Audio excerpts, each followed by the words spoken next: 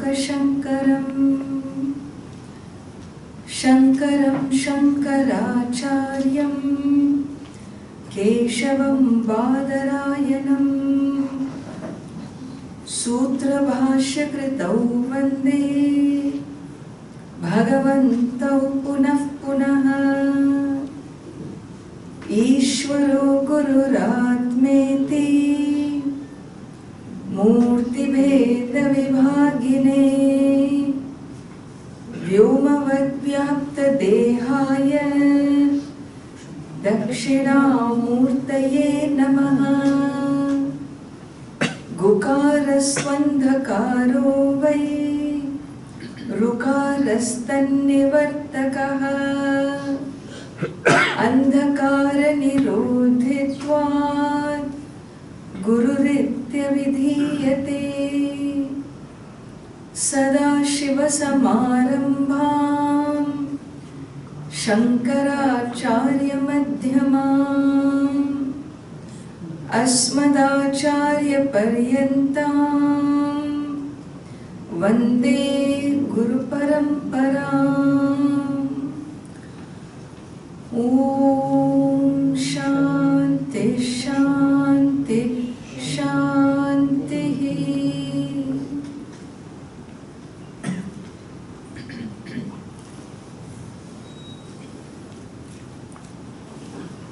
Hastamalaka Stotram.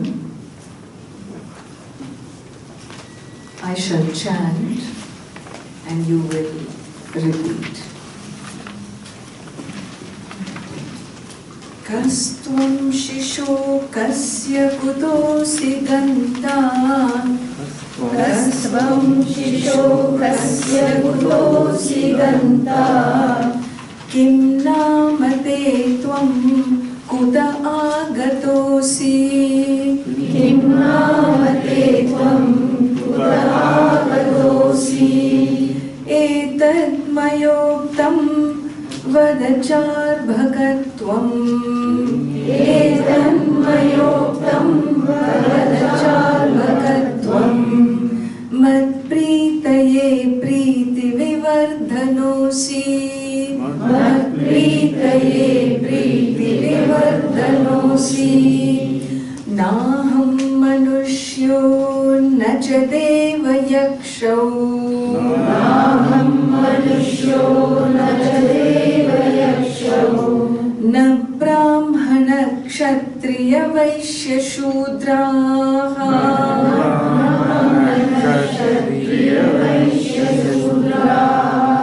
Na Brahmachari Na Grihi Vanastha Na Brahmachari Na Grihi Vanastha Bhikshur Na Chaham Nija Bodha Rupaha Bhikshur Na Chaham Nija Bodha Rupaha.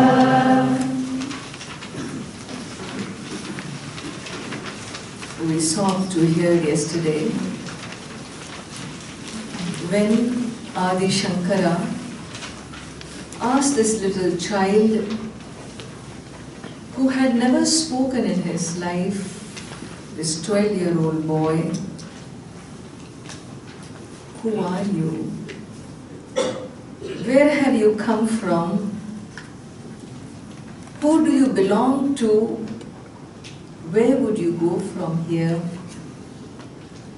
Questions that really no one has asked us either. No one has asked us questions of this nature, have they? Well, if anybody did, we don't even know what we would say. Why am I here? Where am I off to from here? Who knows? I don't have enough time in the day to fulfill my life here. Who has the time to think of where am I going to go henceforth? And so, a question that is really very, very, very peculiar. And as though anticipating the appropriate reply that is to come, Adi Shankara declares let me hear you, O child, an answer that will please me, that will increase my happiness. And lo and behold, this little boy begins to speak. Begins to speak and declares, who am I? In the most essential, in the most fundamental manner, he declares, who am I? An I which is free from all relative identities. As I mentioned, the thumb identity, the ear identity, the forefinger identity, the card identity, name it, we have so many identities. Our educational identity, our racial identity, our community identity, our caste, our creed, our gender, our state of mind, our looks. So many identities where we decide who I am. And here is a self-introduction by the child, which is really totally unexpected. You find in this world, in the various world cultures, each one has their own idea of spiritual, what you call, pursuit.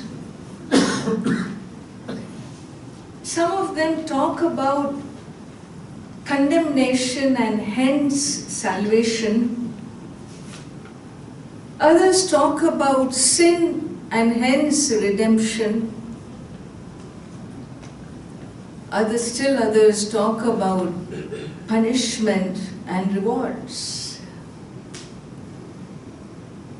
In our spiritual tradition, we also have a model of our own, and this model is about self-ignorance and self-awakening.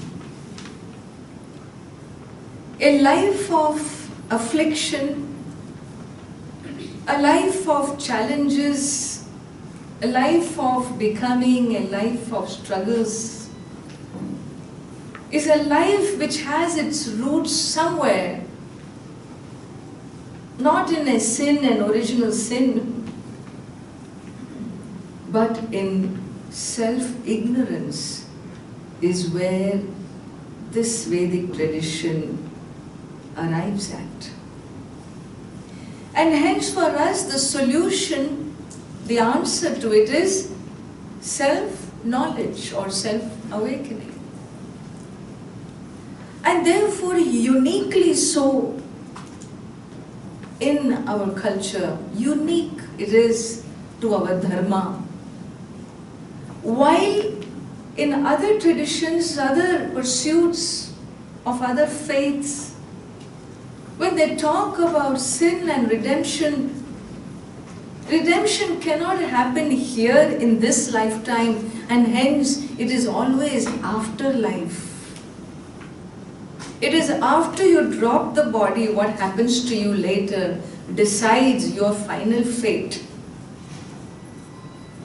Whereas this dharma, the Vedic dharma, is the only dharma which talks about Jivan Mukti.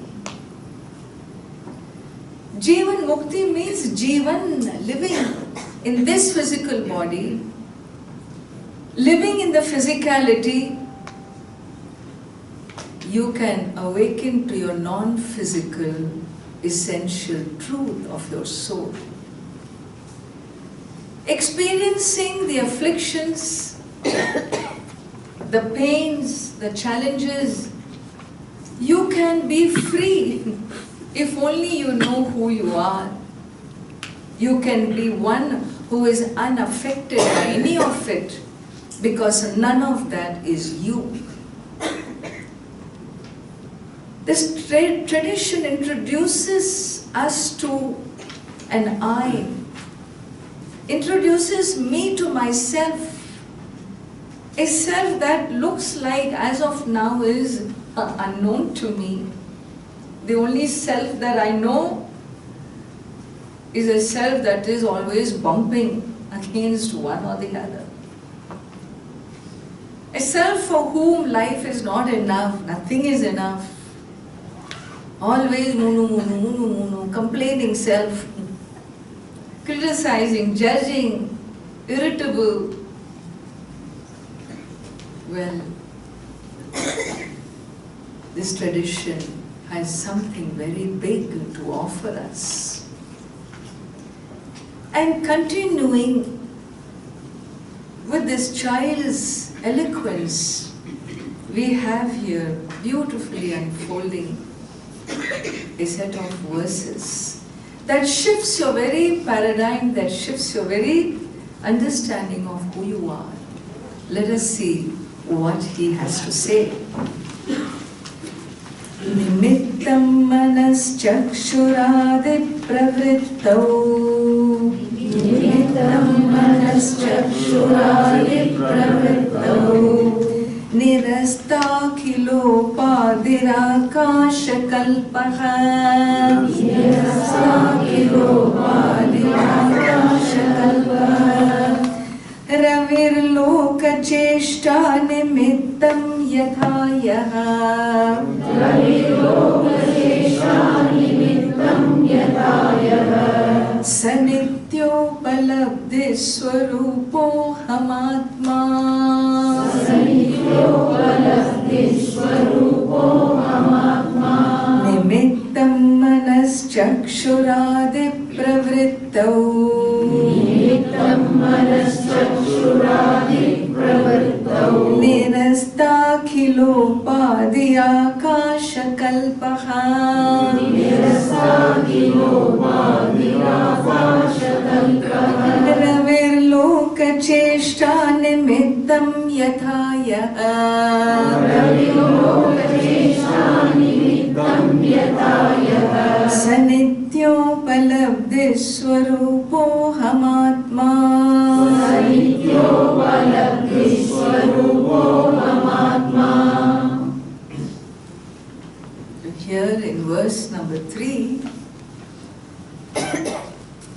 in unfolding the nature of I, the Atma, the Self, we always think of ourselves as a being that is born. A being that has arrived into this world caused by this cosmic being called the Creator. He is the Creator, we are the created.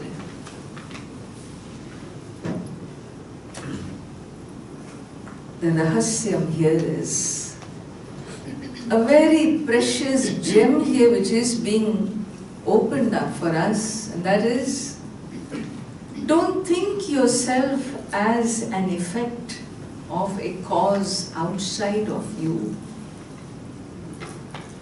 You are the very nimittam. Nimittam na? You are the very karanam. You are the very cause of your own existence. You are a karanam means you are the cause. Generally, when you say something is a cause, something is a cause for an action, something is responsible for a karma, like a stick, an instrument. An instrument is directly responsible for an action of hitting. It's called karanam. The karanam is a karanam. A cause, it's a instrument directly responsible for an action. At other times, we have indirect cause, where you are not karanam, the instrument, you cause somebody to do, You cause. So you are a karayita. What kind of a doer are you? I'm not an instrument, direct instrument, but I cause. Like I don't do all the, what do you call, I don't push drugs, but I make others do it for me. You're the big gang leader, eh? This is called karayita. I don't do, but I make the other do. Who are you? I, the soul, Atma. This shloka says, I am a nimittam. I am nimittam. In my presence, things happen. Don't think of yourself as a doer, a direct doer, or an indirect doer, but know yourself. There are two components to your existence. What are the two components? Well, you are made up of something called the body-mind-sense complex. Manas chakshuradi pravrittau nimittam. There are two components to your existence. One is the inert matter, and the other is the consciousness. You are made up of two. No, I am not inert. How can you call me inert? In fact, if I hold a scissor, I can even cut a part of you. Really? Yeah. I'll just lift some hair and I'll cut and you won't even know. I pull your finger and clip your nails, you won't even know. Isn't that the inert part of you? Morning I try to wake you up, you sleep like a log. Inert. And sometimes when you sit in your meditation, no matter what happens, you don't come back for hours together. You don't seem to be aware of your body. And a time comes when you really decide to leave a part of you behind and you take off. You do that final stroke when you decide, well, this body is no good. The kidney is leaking. My liver is not functioning. The heart is blocked. Every organ is giving me trouble. I think it's time to kick the bucket. And you leave a part of you behind. The part which you leave behind, is that not inert? Not only it is inert, it can even be turned into ashes and made one with the earth. And therefore what is here, experienced by you, felt by you, known to you, is the inert you or the conscious you. Well, Ammaji, see, sometimes it is conscious, sometimes it is inert. And don't make me totally inert. I am not. People say you are Jada Buddhi. You have a thick-headed, people call me thick-headed soul. But that doesn't mean I am really thick-headed. I have some buddhi. So sometimes I am this way, sometimes I am that way. That means I am both, no? No. No. The tradition will teach you to recognize your own truth. By saying you are that you, who you truly are, what is your essential nature, is a nature that you will never be able to change. If you can change your nature, then that nature is not essentially you. It is incidentally you.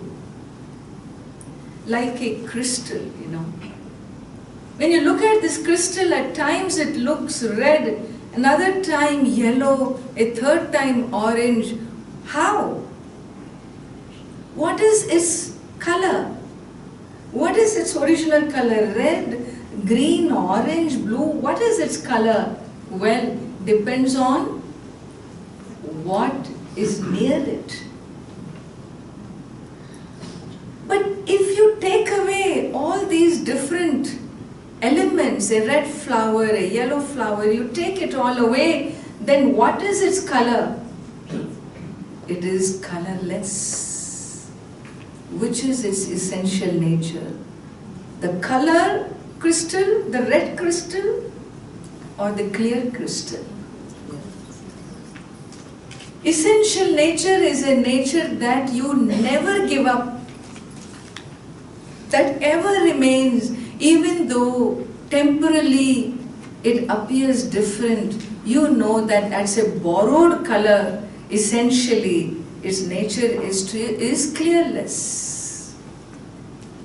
Vedanta analyzes what is your essential nature and what is your borrowed nature.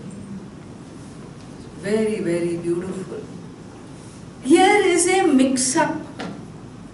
Here is a mix-up, as though a mix-up between the soul and this matter called the five elemental body, mind, sense complex. The physical body and the subtle body. In our model, the physical body is what you feel with it as a tangible. Akasha, Vayu, Agni, Apaha, Prithvi, born of the fivefold elements, is this physical body. Not enough. Physical body by itself cannot do anything. It has within it a subtle body that seems to be the inner mold. This outer seems to be holding the inner subtle body. What do you mean subtle body? Well, while the nose, physical form is here, the smell is a sense. While the ear is a tangible, the hearing is a sense of hearing, a sense of smelling, the sense of taste, the sense of sight, and the sense of touch. And so we have the five senses, the five organs of action, the pancha prana, the five physiological functions, the subtle instrument called the mind, which comes up, which goes to sleep, which seems to have different functions of knowing, of responding with emotions, seems to have a function of some memory recall or the absence of it. And an individual identity, well, these are some functioning of the inner system. And really speaking, who are you? Are you the physical five elements? Or are you these subtle five elements? Who are you essentially? The text clearly defines nimittam. I am a mere nimittam. I am a mere presence, a consciousness in whose presence, in whose reflecting whom the mind functions, the body functions. The subtle and the gross body comes into activity, reflecting which consciousness? That consciousness is different. That consciousness, essential nature, is not the nature of this body. And that is why when a person dies, the body is left behind, but he slips away. He slipped away where? Wherever he came from. Very cleverly he said, goodbye, old house, you're dilapidated now, let's move homes. It shifts. It's not possible if he is the body, no? And therefore, nimittam manas chakshuradi pravrittau. You are that self that is associated with all this body, mind, sense complex, but it is in nature, in truth, asangaha, untouched. Untouched. Like what? He says, Ravihi, loka cheshta nimittam. Look at the sun. Just as the sun's presence itself does what? It brings activity in the world, is it not? Sun rises and we rise. Sun sets and we set. What happens to those regions when sun is never seen? Those people don't rise, they go into depression, you know. European, some countries where you have extended winters, people really are unable to keep their minds perky and vibrant and energetic. They need to go to southern states to be happy. They cannot engage without the sun energy. And so we find, like the sun, being who the sun is, it just rises and it sets. It has nothing got to do with you and me. It's just doing its job in the universe. Like the moon, the stars, the planets, the galaxies, each one is doing what they need to do. But when the sun rises, what happens? Brings the prana. All activities take place. Is the sun affected?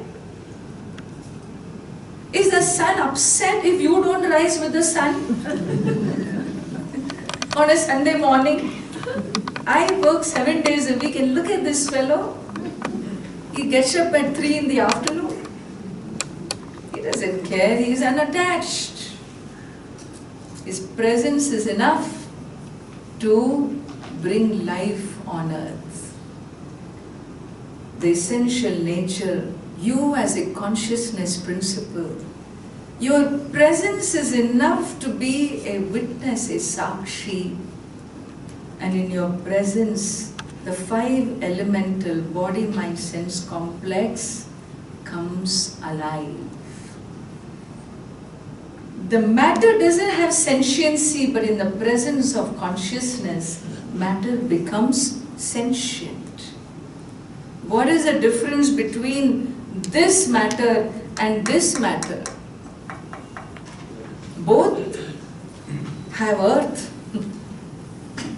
Only difference is there is a subtle element inside. There is no subtle element here. That's why when I knock it, it doesn't hit back. Somebody knocks you, you will give him one.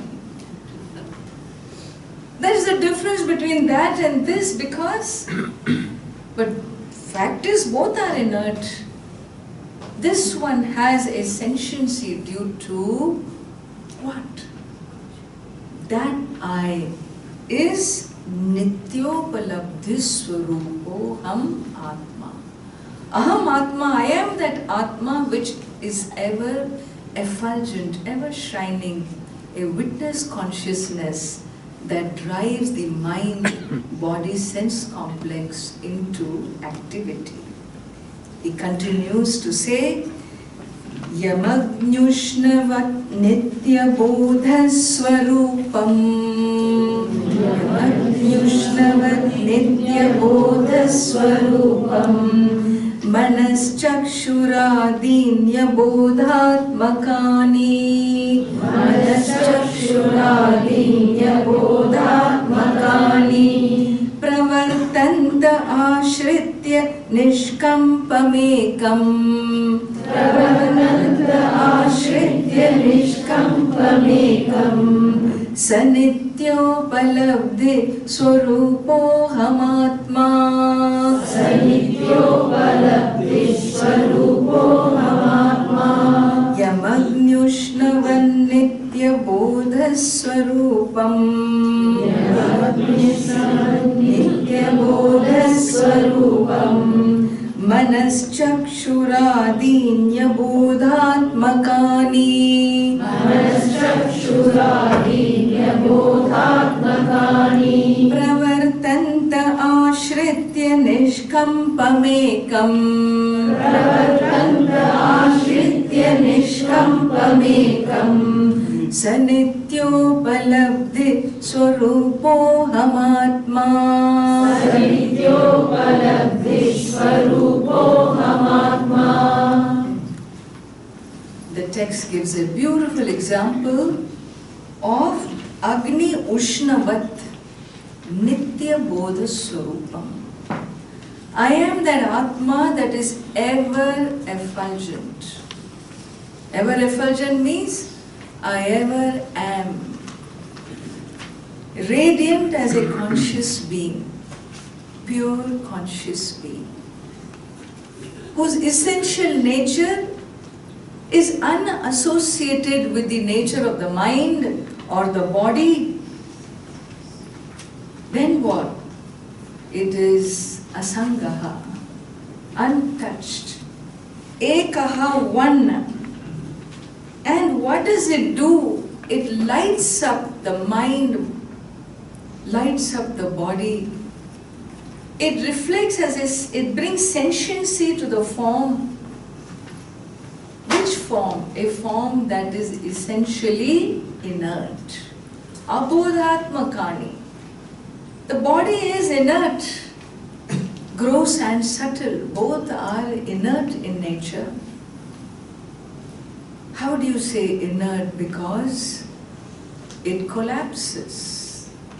When you go to sleep, what happens to your mind? Does it exist? If it exists, it's no more sleep.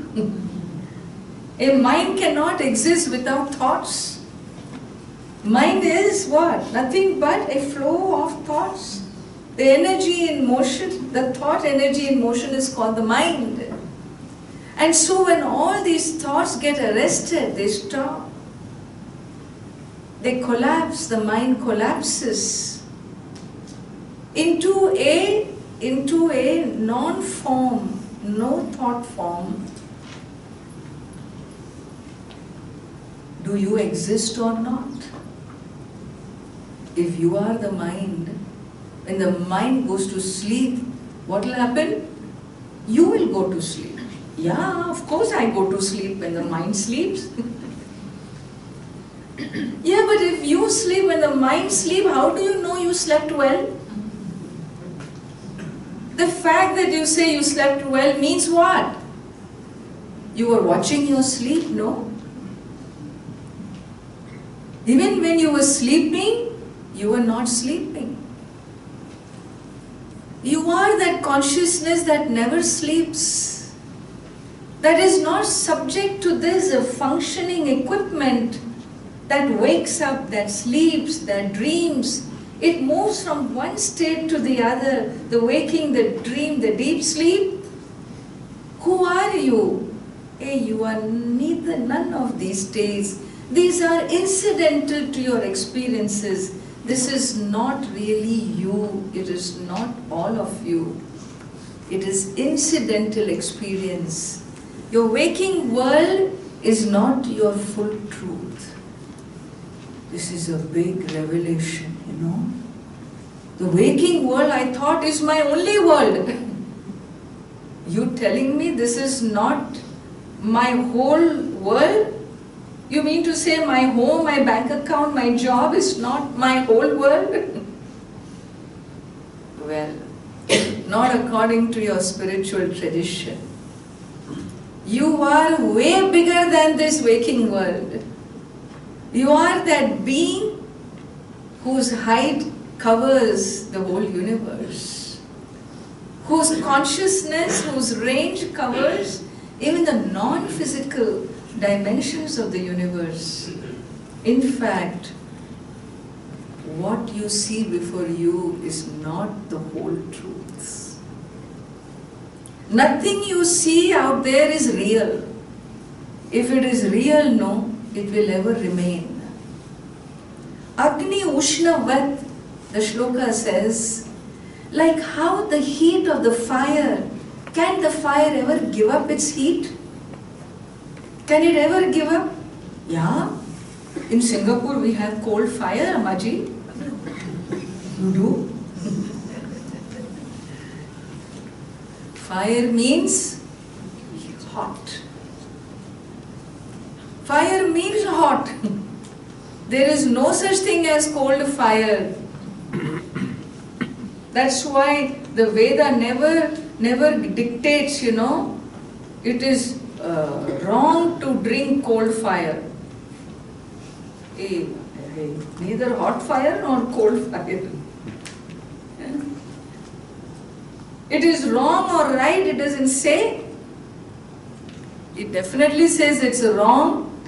May you not drink alcohol, it says Suram na pibet. Does it ever say Agnim na pibet? Does it ever say don't drink fire? No, I dare not. What doesn't allow itself for doing will never be negated by the Veda. That which you will never do, Veda need not negate. Why? Because you will never do it. Why? Because you know fire is hot. I dare not drink it. No. Whenever the fire becomes cold, you should drink. You know it is Amritam. Yaar shodna Amritam. There is no such thing as cold fire. What is it trying to say? How the heat is an essential nature of fire. The intrinsic nature of fire. A nature that fire can never give up is called heat. Brilliance that the sun can never give up is called the sun. Same way, there is something in you that you can never drop. That is your intrinsic nature. Not the nature which you pick up and drop. Today you are a father, then you become the son. These different roles and scripts you play, they are just a drama of life. They are not essentially you. Then who is essentially me? Sanityopalabdhi swarupo hamatma. I am that consciousness principle that is ever a witness to all states of experiences. I know my past, I know my childhood. I am the same I who became an adolescent, then an adult, now a middle age, afraid to get into old age. I am that same I who has been traversing through time. I am that same I who experiences waking, dream and deep sleep states. I am the same I who can recall a past or project a future, is it not? Or live in the present. There is only one of me. Who is that one? Don't think of that one as a embodied soul. In fact, you are a non-embodied being. You are an unembodied soul. I think I live inside the body, the spiritual tradition of India declares. You know something? A big secret about your nature? And the body lives inside you. What? The body lives inside you. You don't live inside the body is in you. You are bigger than this body. In fact, he says, whatever you see as many, nana, many and varied, is only a abhasa, an illusion. Let us see. Mukhabhasa ko darpane drishyamana.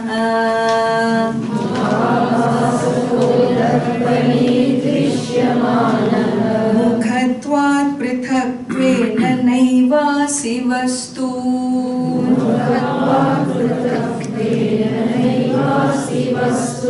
Chidabhasa ko dhishu jivo pitadvat.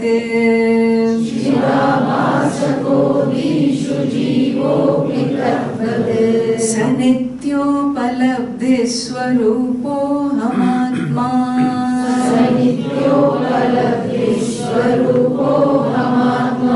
Mukhabhasa ko darpane drishyamana.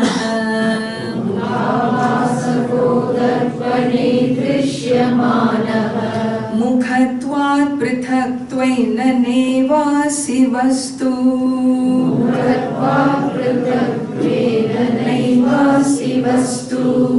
Chidabhasa ko dhishu jivo pitadvat.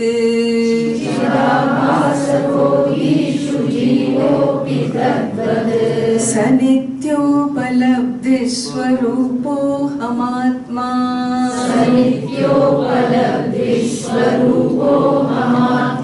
Yadha darpana bhava abhasahanam.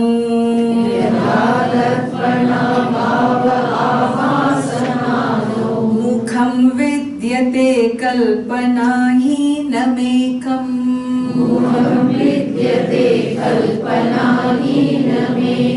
Tatha dhiviyoge nirabhasako yaha.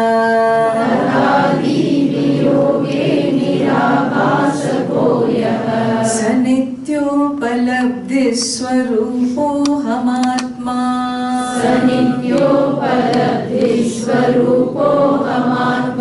Yadha darpana bhava abhasahanam.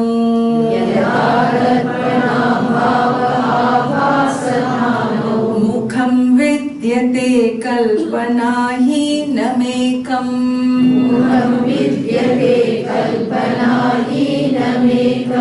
Tatha dhiviyoge nirabhasako yaha.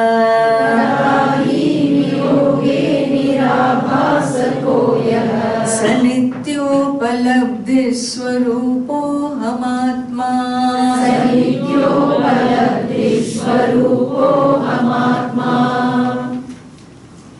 So he says, Mukha abhasakaha darpane. Like when you see a reflection of the sun, for example, in many bodies of water, the reflection is many. Just because the reflection of the sun is many, will you say the sun is many? Reflection is many, but what? How do you know whether the sun is one or many? Well, all that you do is remove the reflecting medium. See what happens.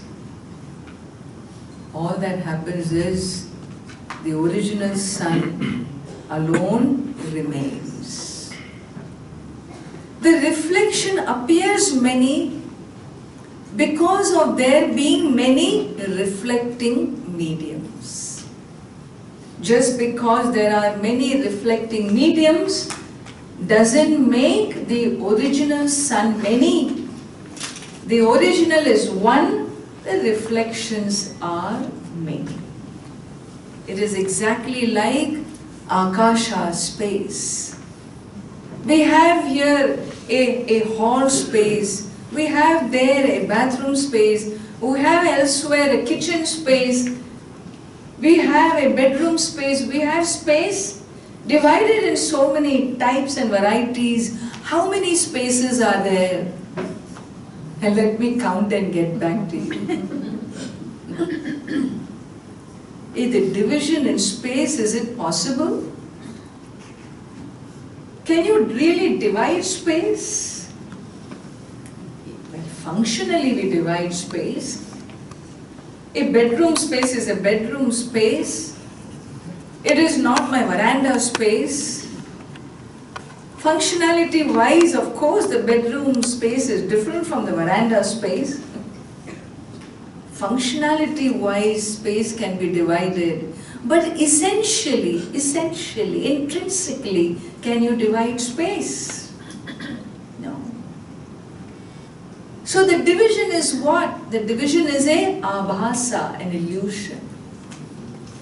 The division is not intrinsic to space, it is incidental to space. This incidental division is what we call Maya. Understand this word, very, very popular in the Indian tradition, Maya. Maya doesn't mean being spinning in the dream world, okay? This world itself is a big dream in itself. A space that you cannot ever divide intrinsically, in experience stands divided. It's very interesting when you really begin to look into Vedanta. You find that intrinsically nothing can be divided and experientially everything looks divided. It's scary, really. It's a good thing you don't analyze all this. You know? Because the whole world disappears in front of you. It really does. Talking right here, I can make the world disappear like this, like magic. It disappears. You talk about time, no? You define time based on what? Let's look into one element, okay? We define time based on sunrise, Ilya. Sunrise and sunset, and this great travel of the sun across the skies. And we have this Jantar Mantar and whatnot. Talk about how time was calculated. Time was calculated based on what? On a sunrise that metaphysically never happened. What do you mean? The sun doesn't move. The sun is fixed. The sun doesn't rise. A non-rising sun gives you the experience of rising. A non-setting sun gives you the experience of setting. A non-traveling sun which never rose gives you the experience of travel. And what do? You wake up and you keep your minute-to-minute schedule, making this time such a big living reality. You get jobs, you're fired from job because you arrived 30 seconds late. We make this world so real.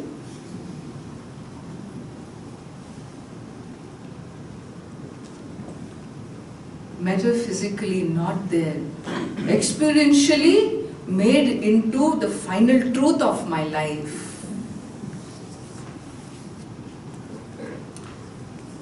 The text teaches us, understand the separation between metaphysical truth and experiential truth. That which is being experienced by you day in and day out doesn't really exist. Metaphysically it doesn't exist. It is there for a purpose, of course. The sunrise, sunset, travel, karma, interpersonal relationships, so on, is all there for a purpose. Enjoy the purpose. Understand the illusion. Never forget who you essentially are, because who you are is one who is the experiencer of this Leela, these illusions. You are not to get caught in that Leela. You are the one who is like watching the movie, you know. You go sit in the theatre to enjoy the movie. You don't carry a towel, which Indian people do, you know. You carry a towel on your shoulder, and that 3 hours, those days it was all 3 hours movie. I had a cousin sister. She will really, in her purse, she will have a big handkerchief. Because she doesn't know how much she is going to weep in this movie. Totally identified. Totally identified. With what?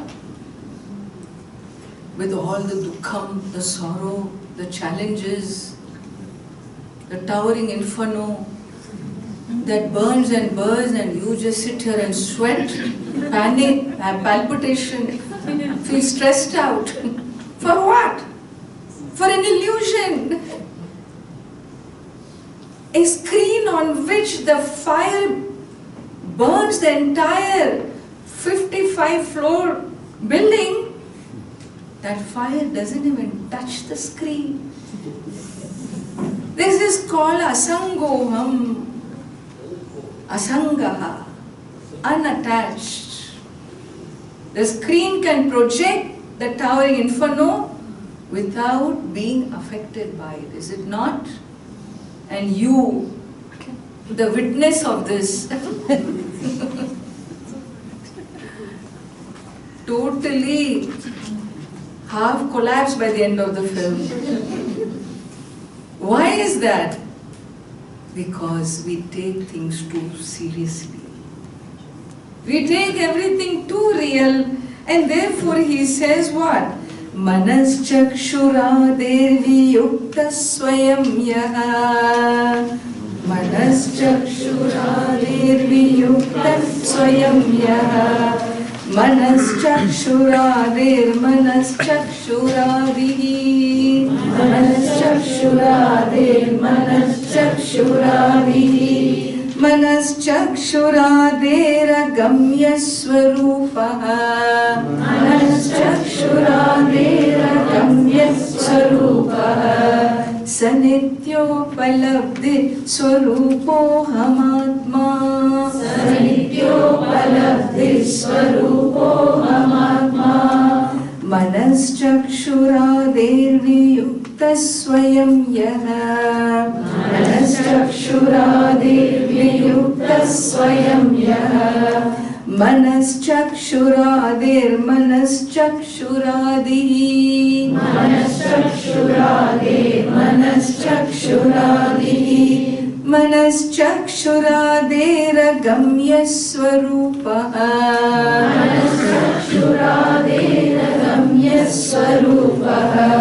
Sanithyopalabdhi swarupo hamatma. Sanithyopalabdhi swarupo hamatma. Yaeko vibhati swatah shuddha chetaha. Yaeko vibhati swatah shuddha chetaha. Prakasha swarupopi nanevadhishu. Prakasha swarupopi nanevadhishu. Sharavodakastho yatha bhanurekaha. Sharavodakastho yatha bhanurekaha. Sanithyopalabdhi swarupo hamatma. Sanithyopalabdhi swarupo hamatma. Yaeko vibhati swatah shuddha chetaha. Yaeko vibhati swatah shuddha chetaha. Prakasha swarupopi nanevadhishu. Prakasha swarupopi nanevadhishu. Sharavodakastho yatha bhanurekaha. Sharavodakastho yatha bhanurekaha. Sanithyopalabdhi swarupo hamatma. Sanithyopalabdhi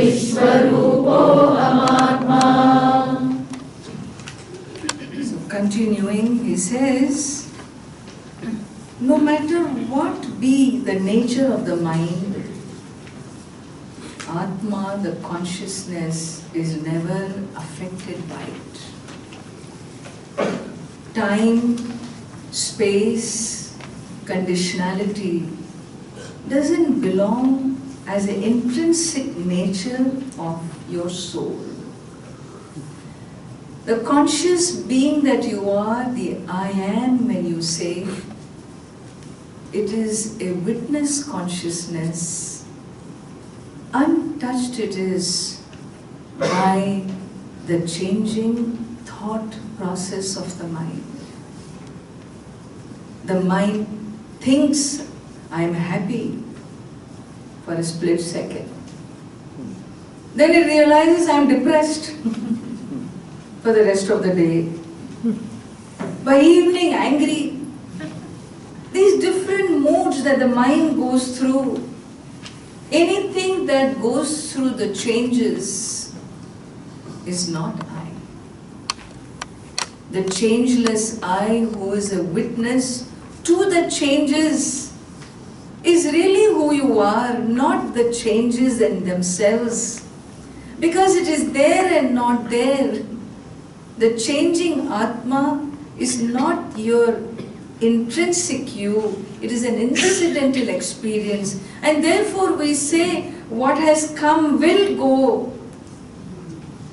This also shall pass. Is that not what they say? The time has come and the time will go. And therefore let it come and let it go. Why do I identify so much with one situation or the other?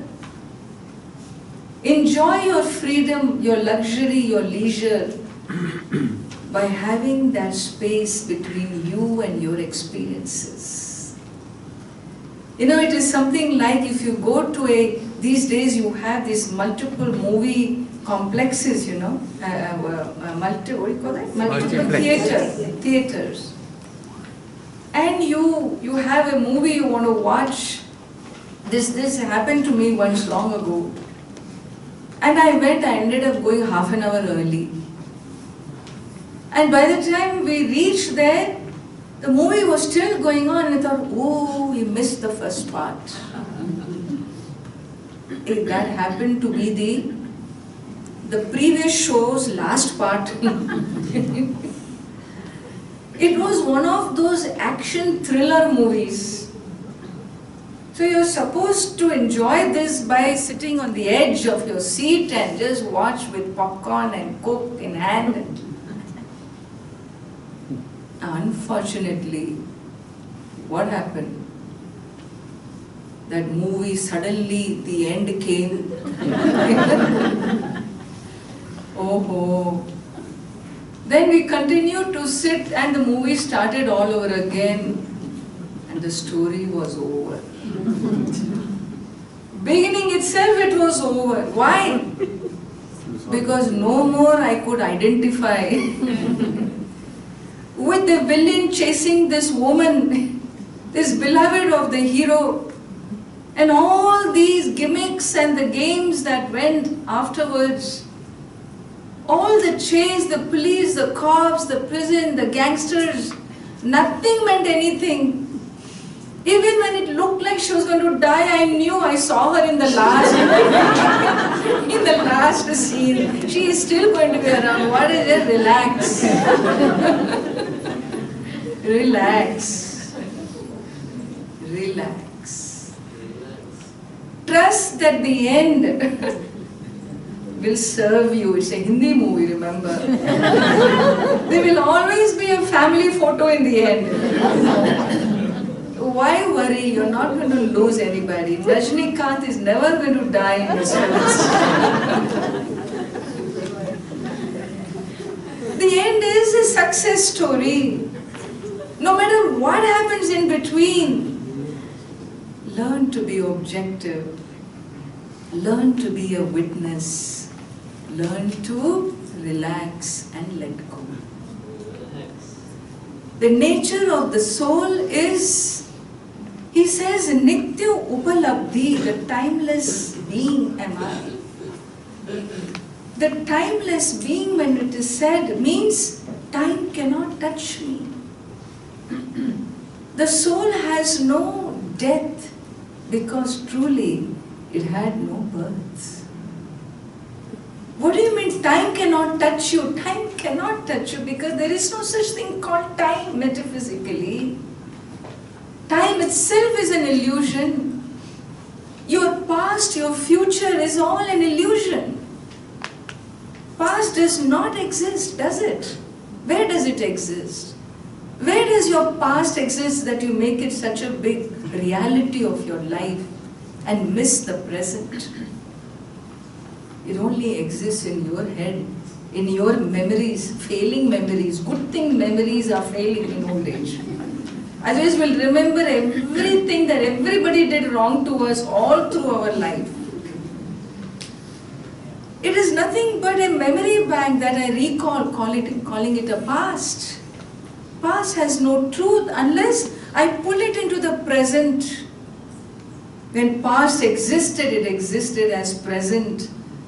When future will exist, it will exist not as future, it will exist as present. And therefore, what is the truth of time? Hey, only in the present, not in the past or the future. What is the present? You call truth of time the present? That is the biggest bluff of time. What is the present? 24 hours? 10 hours past? 13 hours future? A 1 hour present? 1 hour present? 15 minutes past? 44 minutes future? 1 minute present? 1 minute present? A 1 minute becomes 60 seconds. Which second is present? The second becomes milliseconds, milliseconds become microseconds. Where is your time, the present? There is no present called time. The present is nothing but you, your presence. Your presence is the presence that brings about the present. Your presence is the presence that draws the past as present. That makes the future into present. Hey, you are the one doing it all. It is your creation. You have to choose and decide whether you want to live in the present. In fact, I don't even want to live in the present. I want to live in my presence alone. The truth of the moment is, I am. The truth of the moment is, I am that conscious being in whose presence present is, in whose presence past is, in whose presence future is. Nimittam manas chakshuradit pravrittav. Nimittam, I am the nimittam.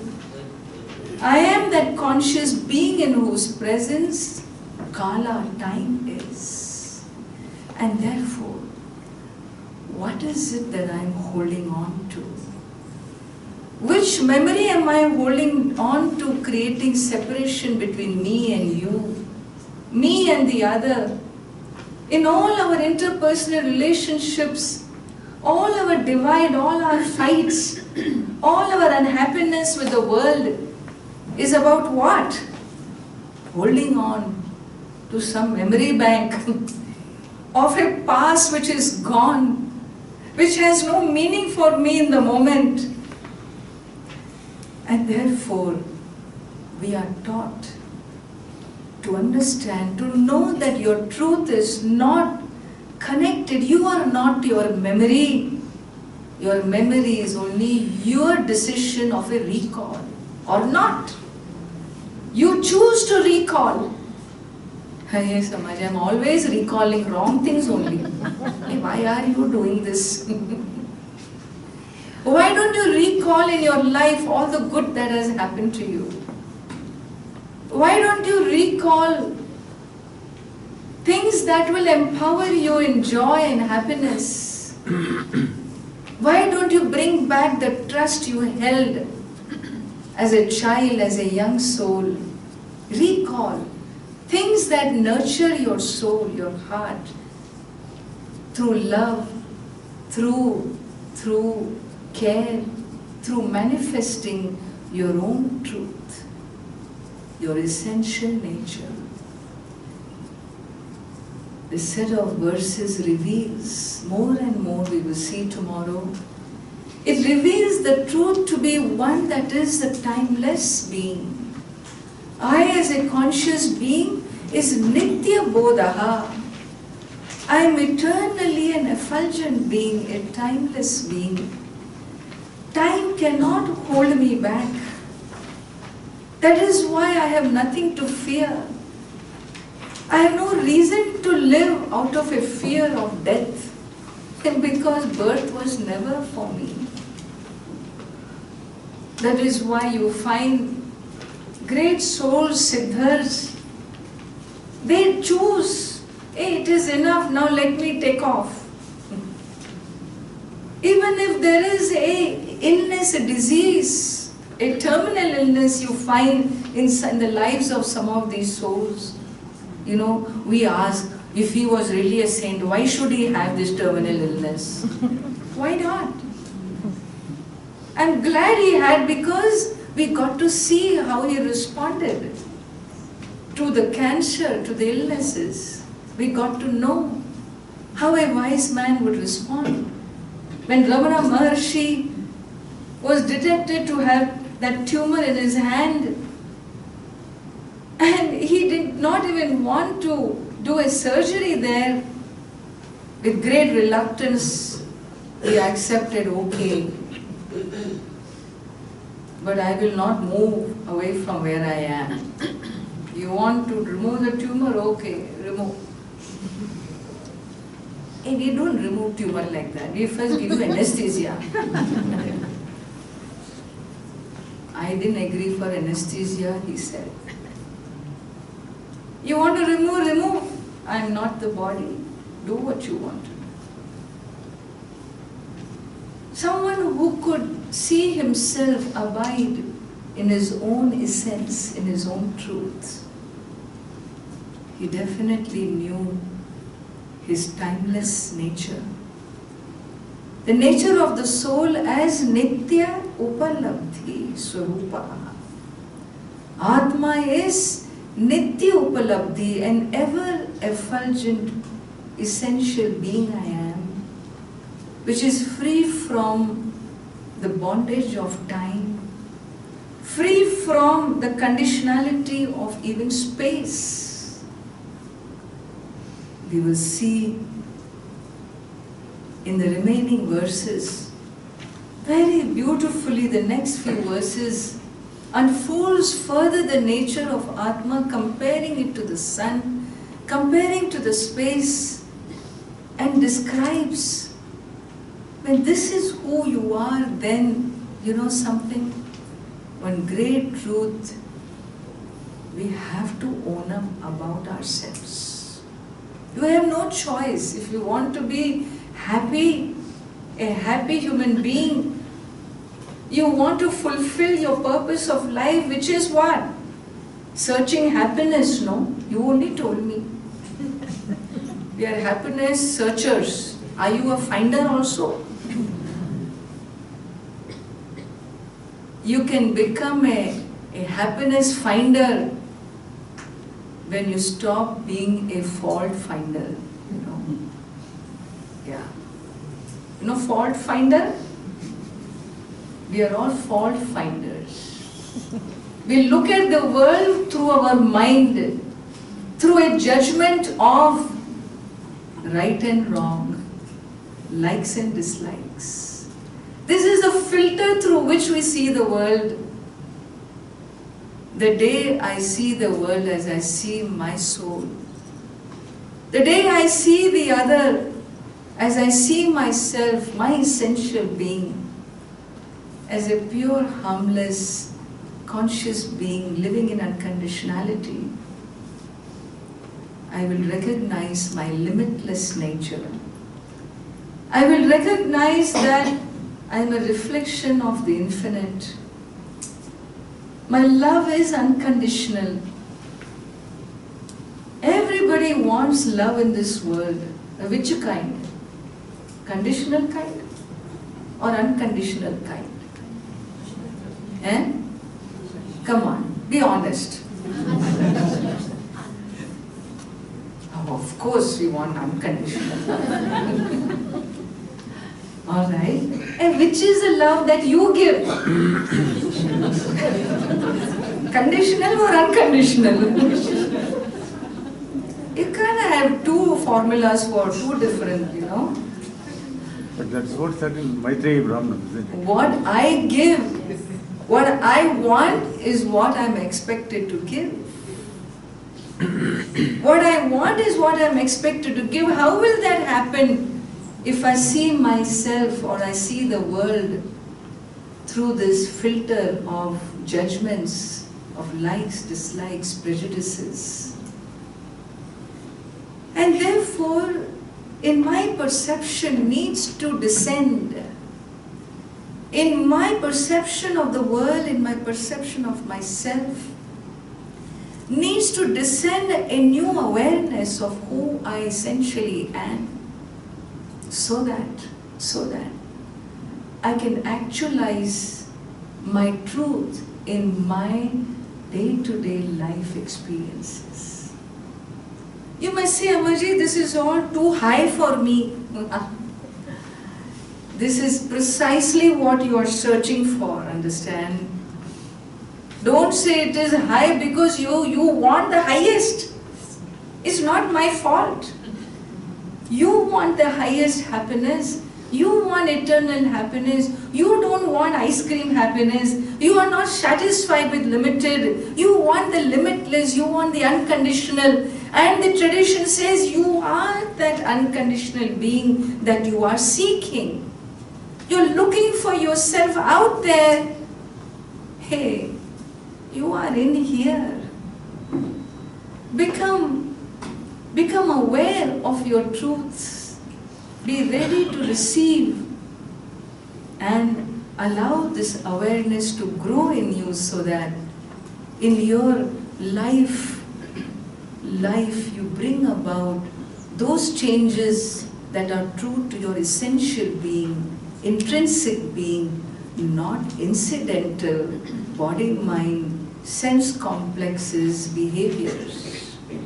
Let your experience be true to who you are, not true to who you incidentally are. There is two elements here. You have owned up yourself as matter. Now you own up yourself as a conscious principle. That's the only matter about Vedanta. Owning up yourself in your own essential truth. And hence you find this refrain in Hastamalaka. Sa nityopalabdhihi swarupo hamatma. Unconditionality in expressing who you are is how you begin to experience your own truth. For which I have to let go of time-locked memories, understand? Recalling them wrongly, allowing it to afflict me, it is silly. It is silly, and hence the whole philosophy of the Bhagavad Gita is Ashocya nanvashochastvam. May you not grieve, Arjuna, because grief is illegitimate. You are creating your own experiences of grief. There is no such thing as grief outside. World is not a suffering. World is divine. It is divinity that is here. Isha vasimidam sarvam. How can it be a suffering? If there is an experience of a suffering, it is something we have generated uniquely through our conditionality, through our conditional thinking, we have suffocated ourselves in our smallness, believing this to be the only truth. Unearthing the gem is unraveling the mysteries of your own soul. Atma Vidya is Ishvara Vidya. Ishvara Darshanam in our tradition is Atma Darshan. That is why when you go to these temples, like Shabarimala and places, you go with all your vratams, 48 days and whatnot you do, just for that darshanam of Bhagavan. Finally, after standing in queues and whatnot, and you finally arrive before the Lord, and the curtain opens, and you close your eyes. Paityo. You worked so hard for what? You're supposed to keep your eyes wide open. But you automatically close your eyes, is it not? Why? Why? Because He is here. You can never be satisfied experiencing Him there. You don't want Him there, you want Him one with you. You are committed to oneness. No human being is ever committed to duality. Every one of us is committed to oneness. Let us own it up and not participate in activities that divide us. Owning up oneness is refusing to participate in activities that separate us. How can one do that?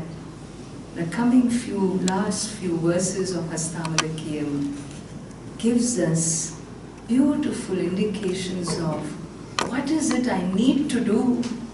How is it that I need to handle my conditional side of my component of myself? How should I handle this so that it does not overwhelm me where I separate myself from the other human being in my understanding, in my behavior? We will see more of this tomorrow. And before I close, I would love to spend some time in a guided meditation, accessing this innate, essential nature of the soul. May you sit with your feet a few minutes of silence, and for you to go within, it is important. Within means in your source, in your essential being. This means moving into the heart from the head. What helps us quickly to move in that space, the deeper space, is deep breathing, Nadi Shuddhi Pranayama, if you know some yogic practices. Otherwise, just close your eyes and observe your breath. Chant for me, with me, Omkara 3 times.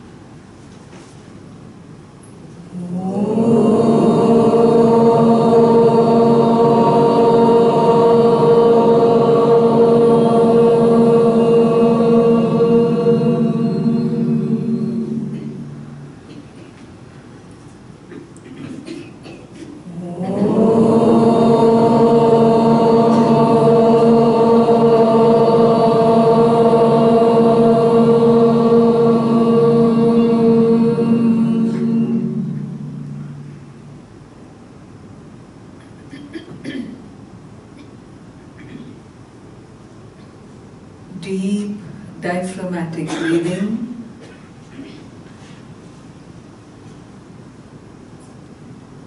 Smooth and continuous, without a pause, without a jerk.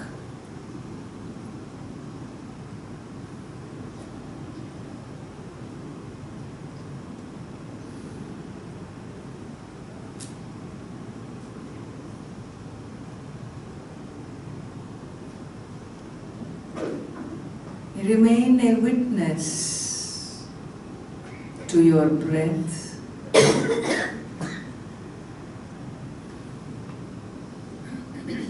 Allow the sounds to fall in your ears without any resistance.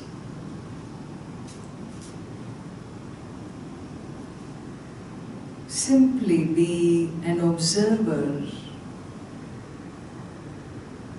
a sakshi, witness consciousness.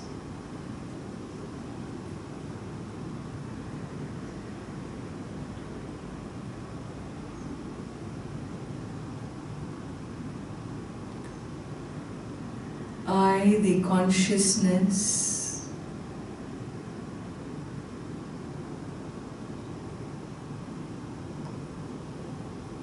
is nothing but stillness, silence.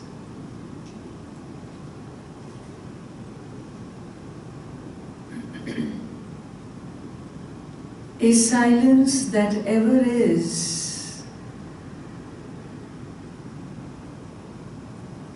a silence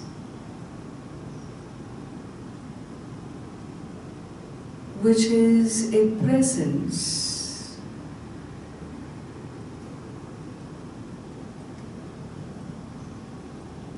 the presence which is I.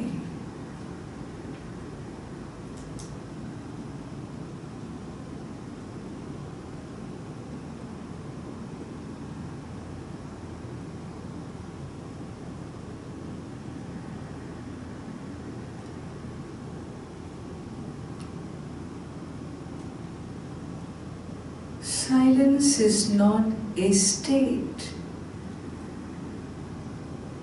in absence of sound. Silence is my intrinsic nature in spite of sounds.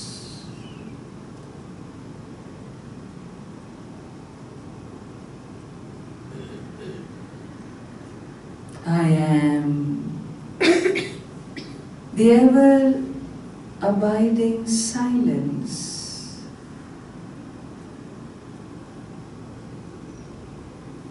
I am the prior consciousness, even before the emergence of any thought.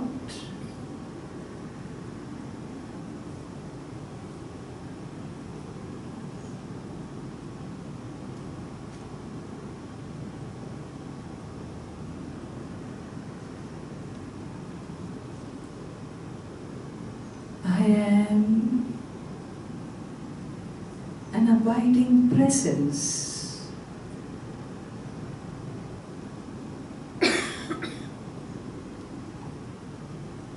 After me comes my mind.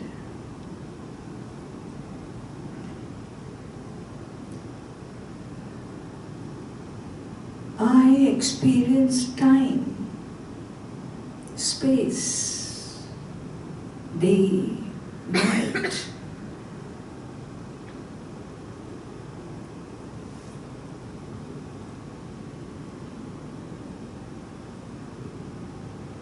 Experiences change. I remain the unchanging stillness, silence.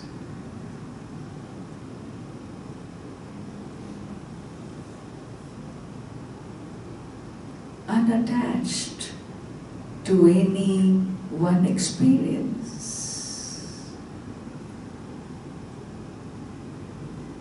Asangoham.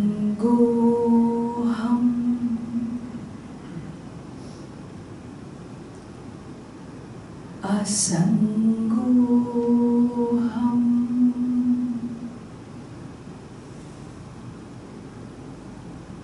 Asangoham punav punaha.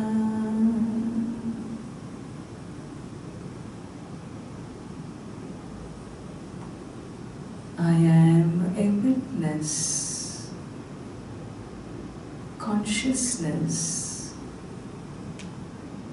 unattached to what I am conscious of.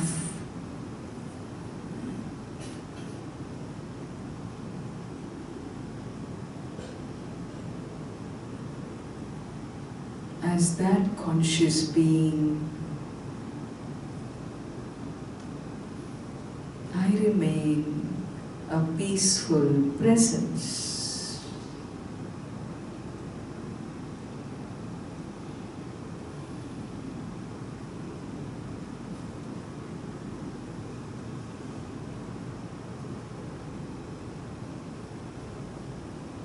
Simply be who you are.